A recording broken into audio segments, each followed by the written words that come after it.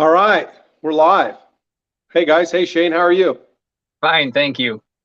Awesome. We're super pumped to have you with us. We'll just wait 1 or 2 seconds in case anybody's still jumping on before we jump into everything. Um, you've been out on the job site today, Shane? Yes, I'm renovating a bathroom for a family member this past 2 weeks. Okay, awesome. Is that I get paid with thanks and you're invited to No, Thanksgiving or actual a pay? little bit, but it's worth it. Good folks. Okay, awesome. As a former tradesman and then a general contractor, I did my share of pay the family dues, and my dad helped, and other family members have helped for free over the years on my various projects. So, anyways, let's Yeah. get going. Welcome to the BarnKNOW 101 show. We're going to talk about all things barn dominium here, and tonight we have Shane Kitchen, and Shane's up in the Thumb area. He's probably the most active person in our Facebook group. A wealth of knowledge and information about plans, designing, permitting, construction ground up. A barn dominium as basic as a garage with no heat or insulation, all the way to a finished residential structure. Does that sound about right? Yeah, and commercial too. Commercial as well, which actually until recent years we probably saw a lot more commercial barnos than we ever did residential. Correct. I built my Yeah. first barn in 1986. 1986. I guarantee half of our audience or more tonight was not alive in Yeah, 1986. I know that. I'm old. That's okay. I know. I was born in the late 70s. So we do want to get after it. So I've got a list of questions here that I'm going to ask you. And if comments come up, I'll keep glancing over here on the Facebook Live and we'll answer those kind of as we can. But first and foremost, give us real quick about Shane Kitchen, about your business, drawing plans, drafting plans for people, and then a real quick overview of what you do, and we'll get to the questions. I got licensed in 1986. Didn't take any college or anything. I had a teacher and a person that I renovate. I turned Greyhound buses into coaches, and they all told me to go out and do something. Don't go to work for somebody else. And so I moved back up to Caro, where I'm from. I grew up in Lapeer. I had much more family up here to help out and be, I guess, references, friends of friends type thing. Built my first house shortly after I got my license because of that and knowing the people around town. I've built 100 custom homes, probably well over 500,000 square feet of post frame construction, commercial and residential, and I'm still building. I built a house on Lake Huron this year. A lot of print work though. That's what I want to do. I'm 61 years old. I can still walk trusses, but not like I used to. As an old framer, I understand, and I'm glad my feet are on the ground most days now. Okay, first question: what permits are you getting pulled to start the project? And we're going to be a little bit in and out of order, but that's okay. Sure. There's some permits that people don't realize that you need, like a driveway permit, and you got to go to your road commission to obtain that, flag it. That's one of the first ones you have to do. Then there's a well and septic permit, which is required before you can even go into building codes. And then when you go to apply for your building permit, and then zoning permit, you got to have a zoning permit, and you usually have to turn in plans so they know what you're building there with your setbacks to make sure you're meeting zoning requirements. Then the building permit comes in next, and that requires a plan review. And the state of Michigan says they're to have that done within 10 days. And if there's no rejections there or problems, you can obtain your permit then. Okay, so good. And I have a sneaky suspicion a lot of people listening, they're interested in building a BarnKNOW or they're starting the process. And I can't caution enough, before you even get into plans or permit, sit down and figure out the process, which is, oh crap, I didn't know I needed a road permit, right? Yep. So don't start your process by going out and getting a road permit. Sit down and plan and chart out all the steps that will even come long before that, right? All right, Correct. great. Next question. How long does it take? And I think you already kind of hit on that, which is the state says 10 days, but legitimately, if I've got all the information ready and I walk into the township, and then they kick it back maybe one time for some revisions. How long should I plan for the permitting process to get an approved permit so we can put machines on the ground, start breaking down trees and moving dirt? A minimum 4 weeks. I mean, it just doesn't happen that fast. Administration, some municipalities are not open every day. They're only open 2 or 3 days a week or something, and you'll run into conflicts with that. Yeah, and keep this in mind, in those small townships, you're spot on. The person you may be dealing with works part-time or works for another township, so they may only be available 1 or 2 days a week and have really limited resources available to them to help you. I'm sure on a future video we'll talk about how that maybe works in your favor when they're not as knowledgeable or uptight in some of the small townships. That may make your process, your construction a little bit easier. All right, number 3. So we're in those initial planning stages, right? We're looking at getting our permits. We've either done our plans or we've got a rough idea, maybe a sketch. Maybe we're calling Shane to get construction drawings made. What problems do we run into in that planning stage with permits into construction drawings? And how long should we budget time-wise? Banks require you to be done in 9 months, most of them. You know, there's time frames within your lending institutions, and they get really nervous if you take the full length of time. I've built a house in as little as 31 days, and I've also went 11 months on a house and had to get an extension, but it was $1 million house and it was quite complex. But I was behind schedule with the owner, and, you know, there was not repercussions, but, you know, it was crunch time and time to make it move. Gotcha. What other things have you run into, issues or problems that you had to kind of overcome in those first stages? Plan submittal, getting the permit, or maybe those early inspections for site work?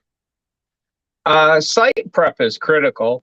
You have to have a driveway in. You got cement trucks, delivery trucks, stuff coming in, people coming in. If you can't get in and out, you're not going to get your home built. The other thing is materials availability, which we're seeing bigger problems than we have in the past with the COVID situation. Budget, price of materials can go up. Then that can become a little bit of a problem. You know, the homeowner thinks that you're driving the price up and making all the money, and that's just not the case. Subcontractors, utilities availability. You know, you might be waiting 6 months for DTE or Consumers Power to bring one or the gas or the electric in. There can be a lot of it, and that's why the more you're on top of everything you have going on, as you spoke of, that your job will go smoother. Yeah, what's that old saying? You'll excuse the language, but proper preparation prevents piss poor performance. Absolutely. I can't stress enough how much anybody considering any custom build, especially a BarnKNOW, which is not as common and has some extra layers of expertise needed, like just how much you should spend as much time as you need and a little bit extra in the planning stages. Because again, if you get extensions from a bank or you're using a construction loan and you've got a rate lock and that expires and rates go up because you should have waited 6 months until the power company had power to your lot, man, you're going to be in a world of hurt. I mean, you talk about wrecking your finances. A 1% interest rate hike on a $500,000 custom build is a lot of hundreds of dollars extra a month, all because you didn't plan properly in the beginning. So plan, prepare, prevent, be proactive. So, all right, let's get a little bit more into the plan. What next question? What in your mind makes a floor plan great, and why should we be looking at this kind of a floor plan makes sense with a BarnKNOW versus a traditional stick build? To me, there's not much difference between a traditional stick built and a BarnKNOW. Any home that you see can be built in what is technically called residential post frame construction. Uh, the true barn is built with posts. We have a code in the state of Michigan, a foundation code that says you're to have a continuous footing under all of the living area walls. People are running into issues with that and having to put foundations down. And then why do a post frame when you have a foundation there? Your posts are your foundation. And so there's some of it. But the most important thing is customer input. This is their home. And as a designer and as a builder, it's not my job or the designer's job to make sure that the customer's getting what they want and it looks attractive or it looks like they want it to look like. In the beginning, before internet, folks would come to me with 2 different magazines, like from the grocery store with the plans in them. Well, I like the inside of this one, but I want the outside to look like this. And so that's what I would do. I would combine the 2. And it just comes out to be a happy medium, or you sacrifice something all the time to get the perfect home. I've done 300 designs in 24 months in the Facebook BarnKNOWs, and I have a group that I have 120 or so plans. I've only sold 3 existing plans out of 300. Wow. So buying a stock plan doesn't happen with me very often. I see a lot of the other designers say stock plan available, stock plan available. And I don't know why, but it's just easy for me to make changes and make sure that the barn is what they want. Gotcha. So that kind of rolls right into, my next question, which is stock plans versus truly custom. And do you find that a lot of it is still your client ends up picking a stock plan, brings it to you, and then you customize that to their tastes?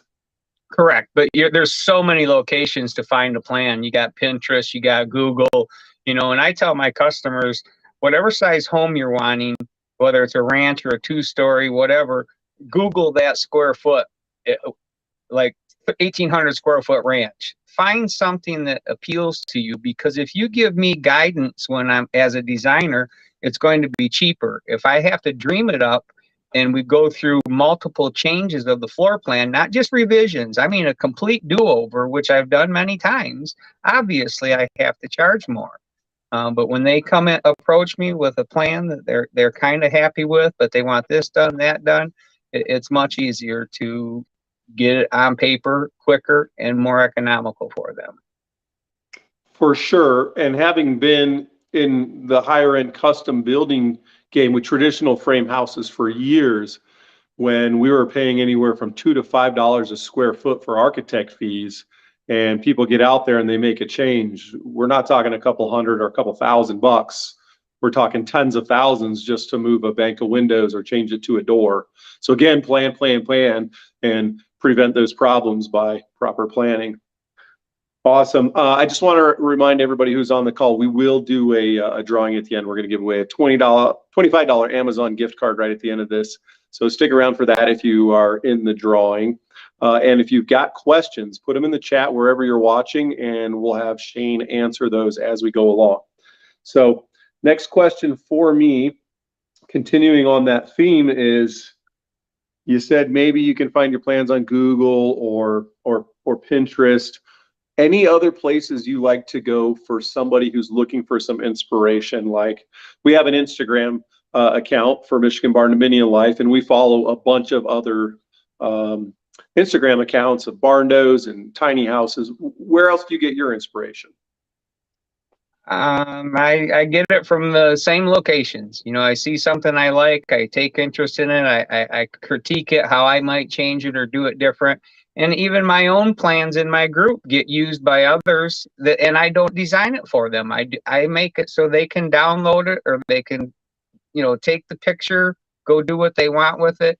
I mean, there's so much of that going on, we can't stop it. There's really not a copyright law in most of what we're seeing in our BarnKNOWs. They're a rectangular home, and they're, and there's millions of them, and honest to goodness, there's going to be a duplicate of whatever you're building someplace in the United States.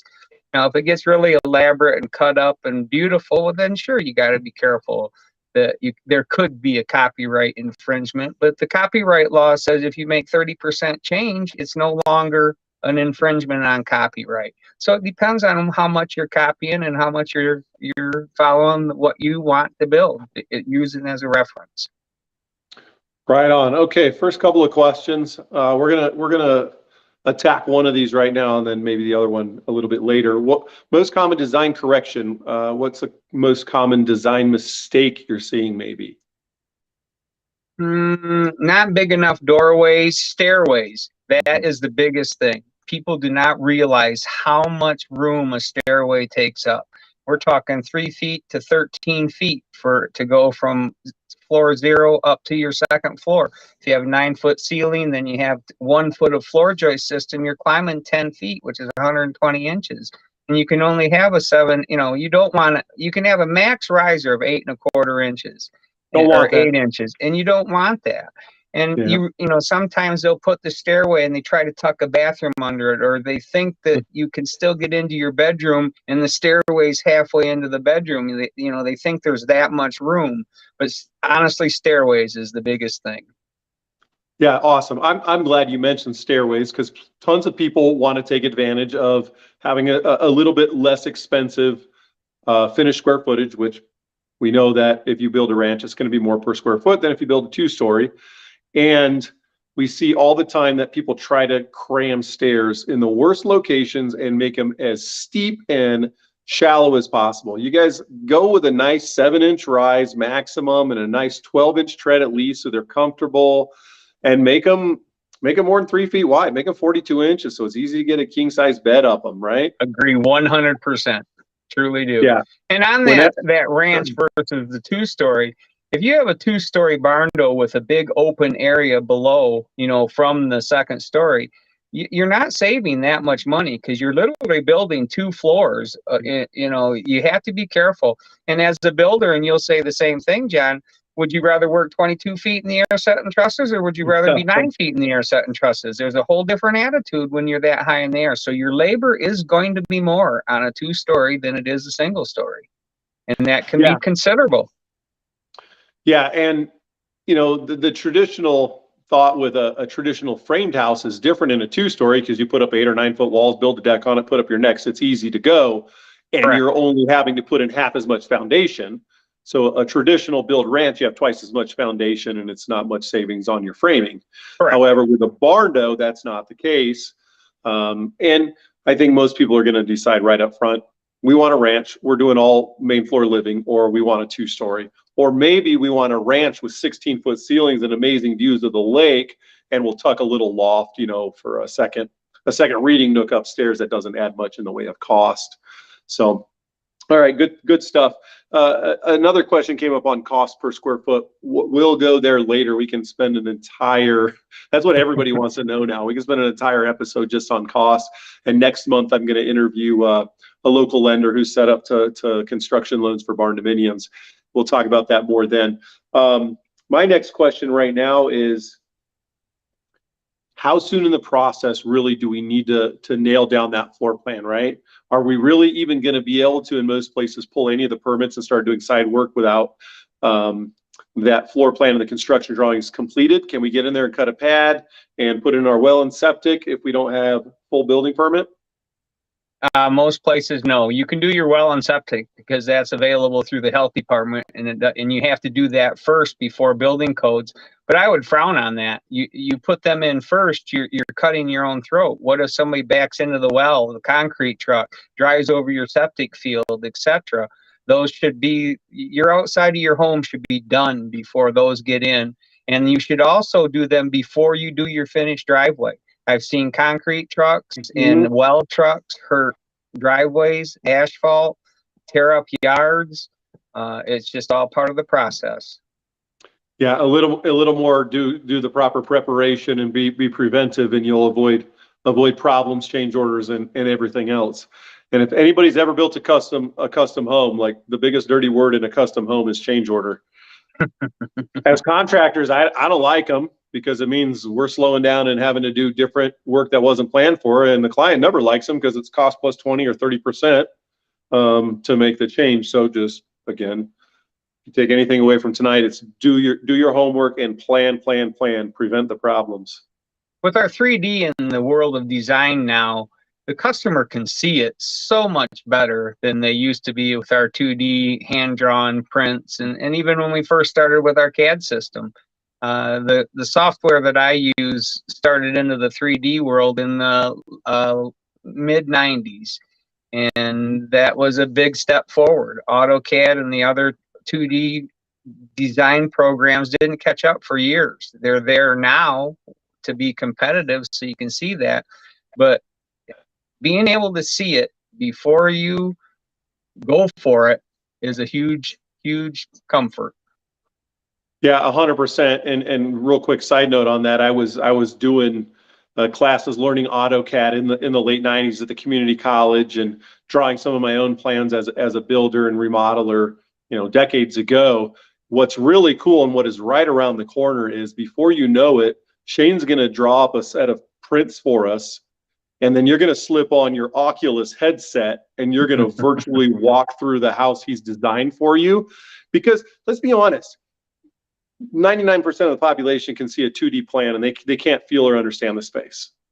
And then you can put together a 3D model today that gives people a lot better understanding of the space, but a lot of people still spatially can't understand what that's going to feel like. But within the next 5 to 10 years, everything's going virtual reality. All of a sudden, Shane uploads his prints into whatever MetaQuest Oculus. You slip on your headset that costs $200 at Amazon, and you walk through what he's designed. That's going to be exciting. I'm excited to live in this time for stuff like that. We can provide that now. We do have a walkthrough option with our design software. And then I also have what's called a client viewer that I can let the customer download, and they can look at any camera shot, any 3D view. They can even see the framing if they click on the framing camera.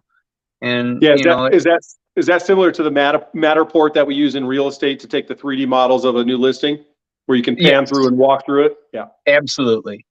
Yeah, I strongly suggest everybody who's going to build a custom home of any type would do that. I mean, that technology is available today. Don't wait to build until you can do a virtual reality. And if you haven't seen one of those, just scroll your local Zillow listings or whatever until you find a real estate listing that has a Matterport and do the 3D walkthrough. It's night and day versus just looking at pictures. With our rendering that's available with our softwares too, we're making our software, it's 98% of a photograph. I mean, it's that accurate and detailed if you want to go that far into it. Yeah, the technology piece is really come a long ways, and it's cool because I think it prevents a lot of problems, which leads into our next question is, how far down in the process can we make a change? I already know the answer. As long as you got a checkbook, we can make a change at any point, right? Like, but realistically, maybe you address like, what are kind of the milestones in building where making a change isn't a big expensive deal? Oh, if you change a window or a door to a smaller size where you're not changing the framing opening, that's not a big deal.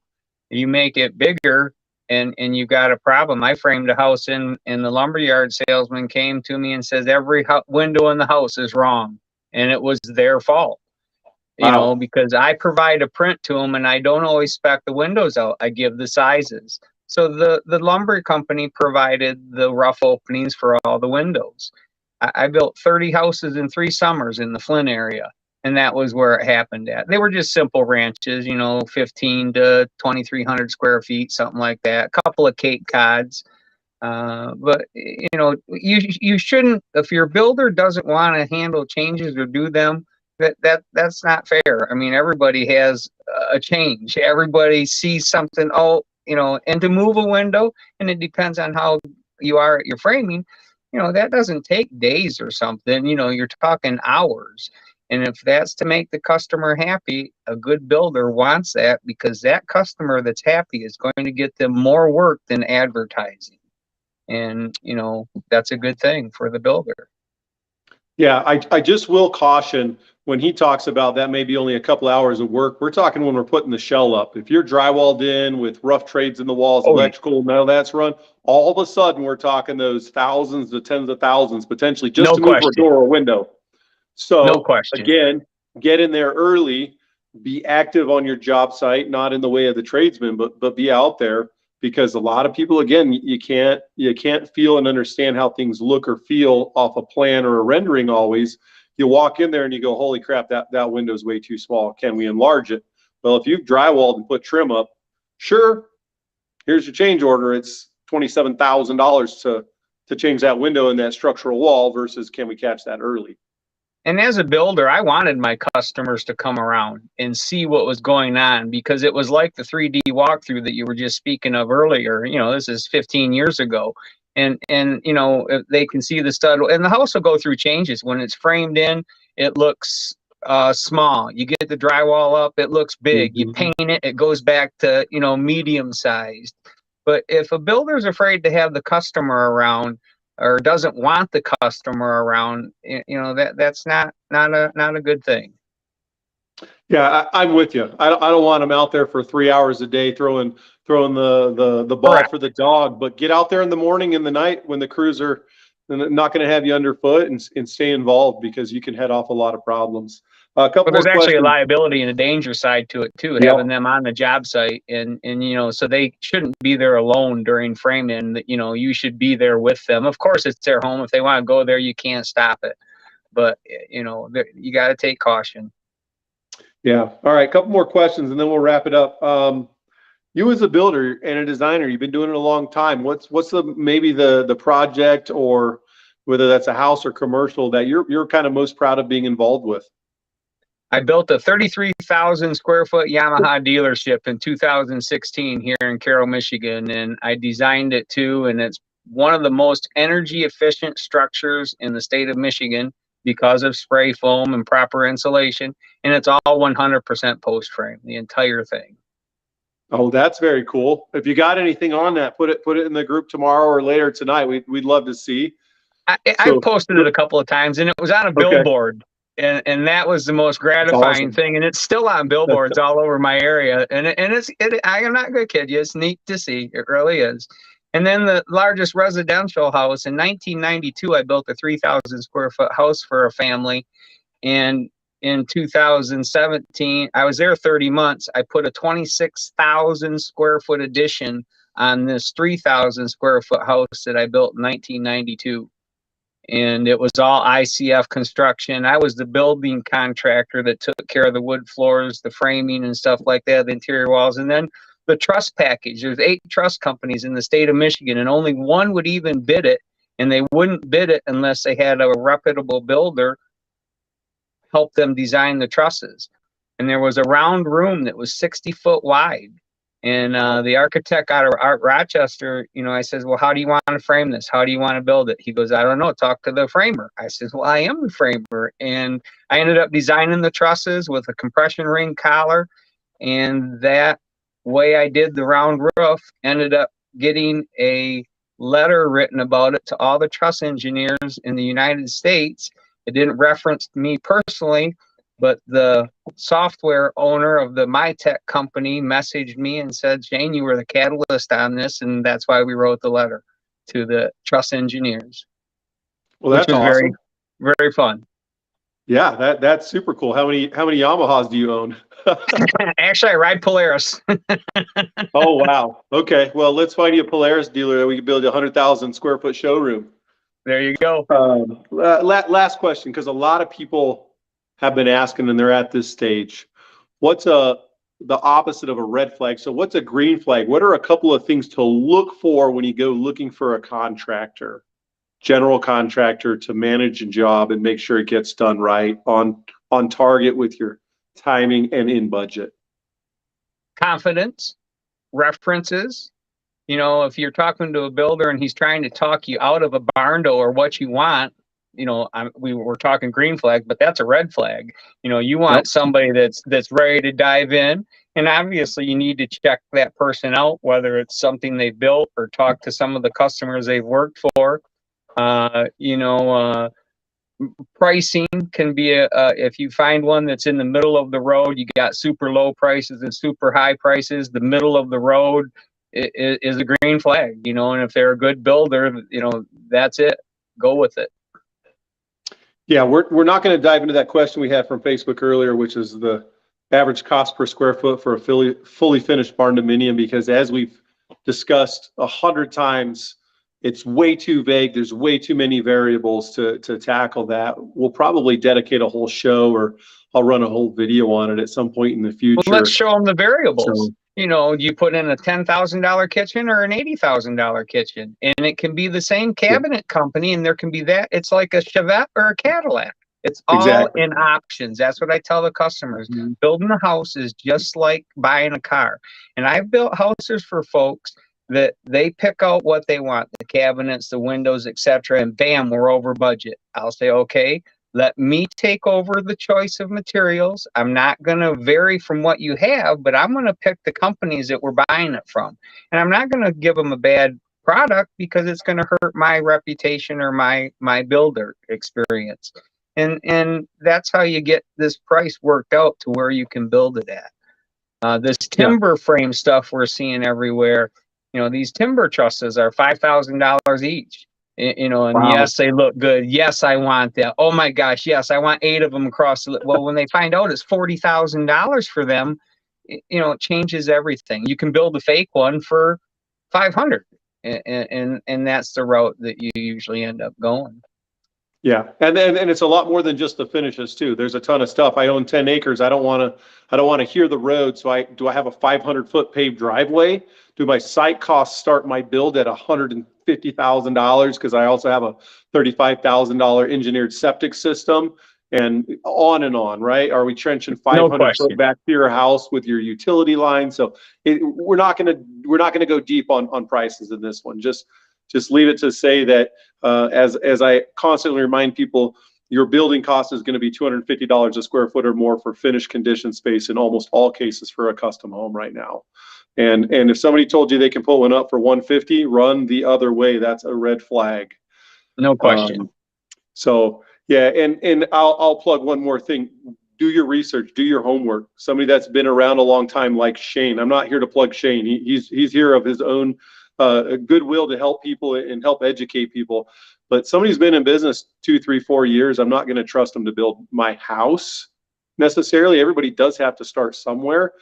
I'm looking for somebody with good reviews, good reputation, and I hire people on multiple occasions a year. I'm usually hiring somebody for one of my businesses. I go 3 deep on their references. I don't ask a builder, hey, send me the information from some past clients, because they're going to cherry pick the best ones, right? I want Yep. you to give me a list of all the houses you built in the last 2 years and the contact information for all of those people, and then I'll do my homework. So that will really pay dividends. And the other thing is, social media is awful and it's beautiful both.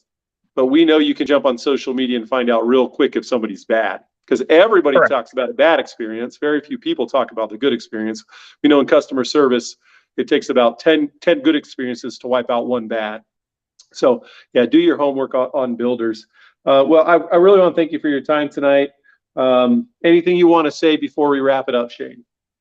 I enjoy what I do. I enjoy being on the sites. I really do. I get 20 to 30 messages, not about plans, but about questions on what's going on in their project. And I've even gotten on the dirty side of some things, you know, where they're getting taken to the cleaners, and I know the legalities of stopping construction, getting things under control. And it's a shame we hear about that, but builders or the building industry has always had a bad rap. And that's why if you're a good builder, you're always going to be you're always going to be behind schedule if you're a good builder. You can't Yep. help it. You know, you're Yep. on a job. Oh, I want to do this. Well, you can't take off on that customer. You need to wrap that up, and that delays the next project. Now, it can't be a ridiculous amount, but it's just a fact of life. The good ones are busy all the time. If somebody says they can start tomorrow, there better be a darn good reason why they're available to start tomorrow, especially in what's going on today. We have a huge labor shortage. 20 years ago, I could get carpenters, you know, all over the place. Now, you know, it's a rarity to find a good young carpenter that can get going. I used to be on the construction trades in our VOTEC school, on the committee, on the board, and I would take kids right out of that class. They've closed it. They don't even do it anymore at our vocational school. So, you know, but it's changing. What's also happened in the builder world is, truly we haven't paid the workers enough to keep them in our trades. It's not easy. It's dangerous. It's hard work. You gotta be physically fit, etc. But I've enjoyed it. I really have. Yeah, and meanwhile, everybody's like, how can we get a house built for $180 a square foot? And you're over here saying, how do we pay our guys more so we have good people that care about their craft and their trade? How can we pay them more and make the cost of your home more? And these two things have really come to a head.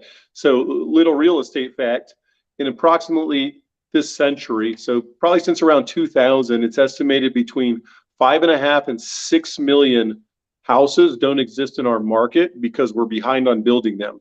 So we have 5 to 6 million houses that are missing in America, and we're not going to catch up.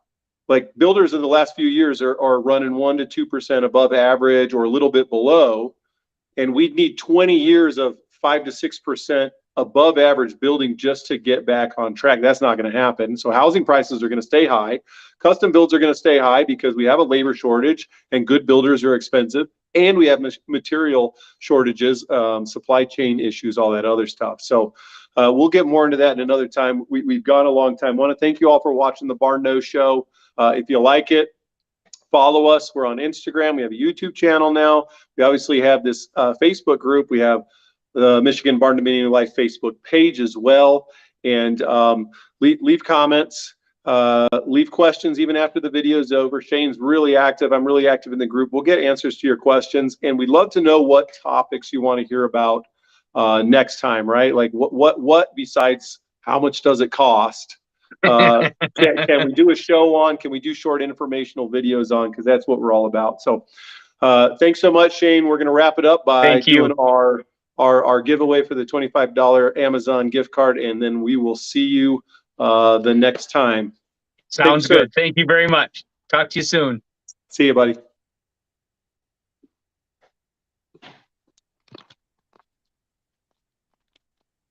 All right. There's just about, well, it looks about 10 people.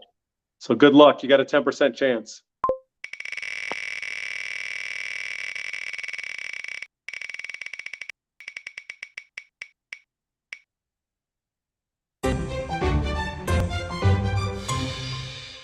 Congrats, Ashley. $25 Amazon e-gift card. So it's going to get emailed right to you. We already got your email. That'll get sent your way.